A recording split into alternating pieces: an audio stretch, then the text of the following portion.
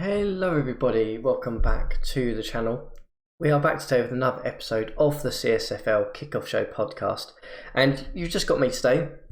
No other guests or presenters or anything of that nature, just myself. Just wanted to come on, put a quick episode together as we enter the CSFL 2018 playoffs and basically try and list what I think are the top three most exciting storylines as we go into this playoff period, and a couple of things that I'm going to be keeping an eye out for, a couple of things that I think are fantastic achievements already, and we'll just try and break that down on the episode today.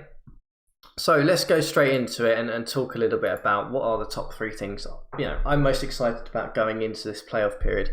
Well, I think number one, to start this episode, we have to talk about John and Adam, the Philadelphia Eagles and the Miami Dolphins GMs, who have made the playoffs for their first time in their franchise history under their tenure. Both GMs have been in the league for a fairly long period of time now, and they've had some ups and downs. They've had some good seasons, but maybe not been quite up there. They've had some down seasons where they've been struggling. Learning the game has been a huge factor for everyone in this league, and it's fantastic to see two different franchises enter into the playoffs for their first time.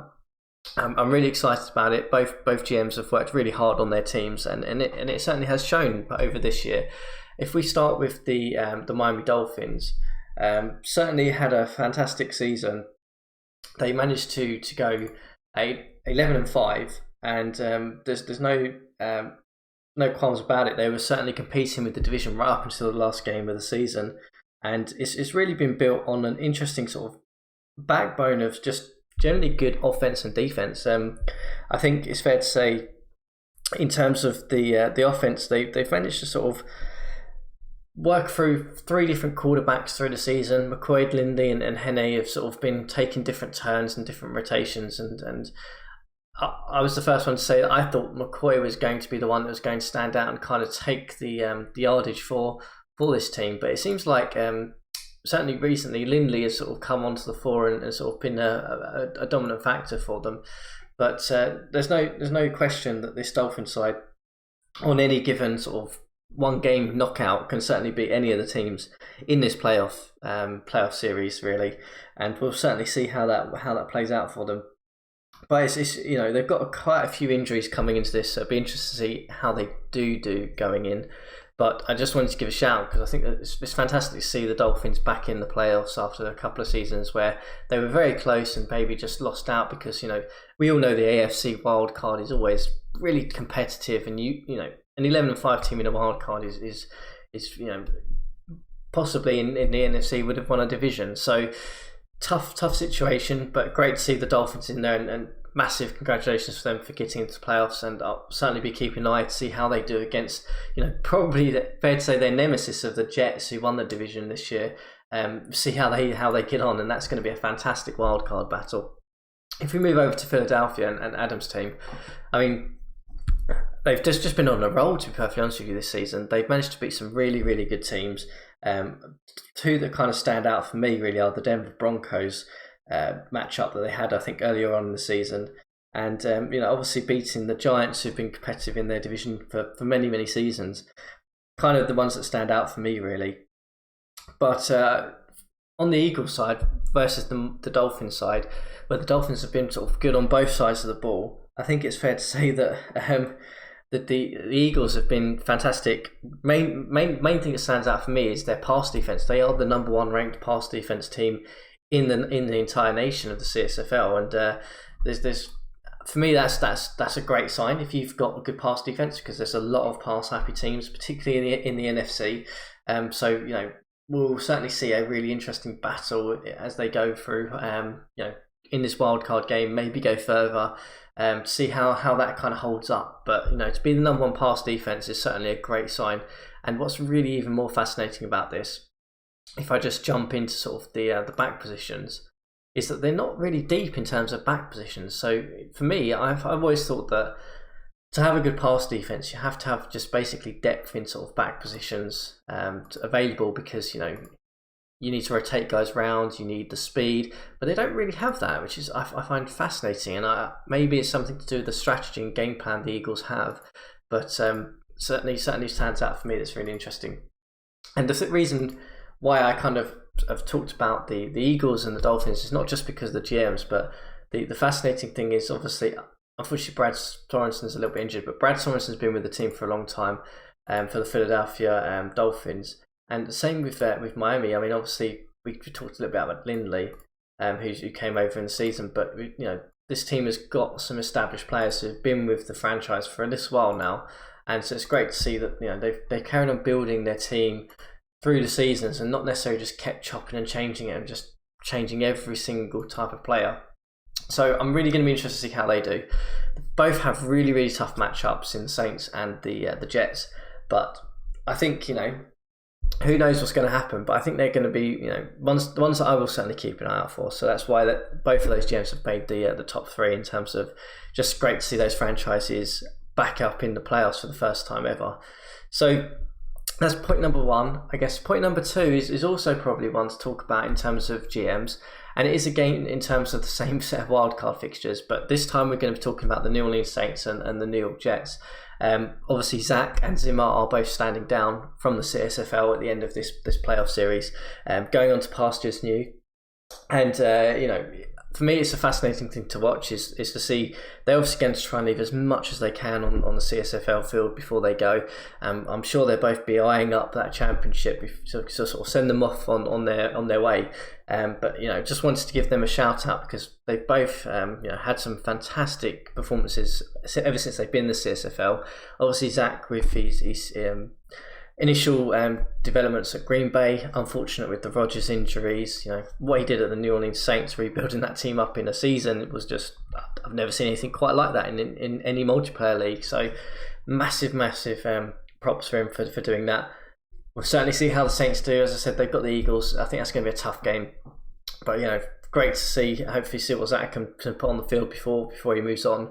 And then over on the other side, the New York Jets. Obviously, Zimmer's not been around quite as long as Zach, but it's fair to say again, Jets are in an interesting sort of middle of the road situation, and he's managed to sort of take them from being this middling team, probably not really competing for the division, to actually winning the division this year, which is a huge achievement in itself in what is probably the most competitive division in the CSFL at this moment in time.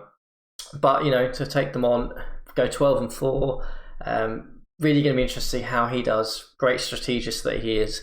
He's managed to get the absolute best out of that New York Jets team. So I'm certainly going to be keeping an eye to see how that goes.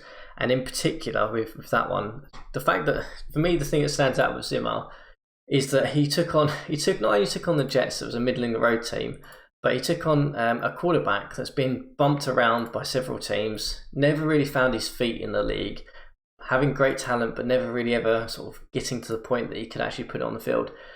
I mean, Robert Griffin is a fantastic example of how Zimmer has sort of managed to get the best out of the players that he's got. And I'll certainly be keeping an eye on to see how he does with Zimmer through this playoff series. But I think it's worth just a shout out to both of them who are standing down.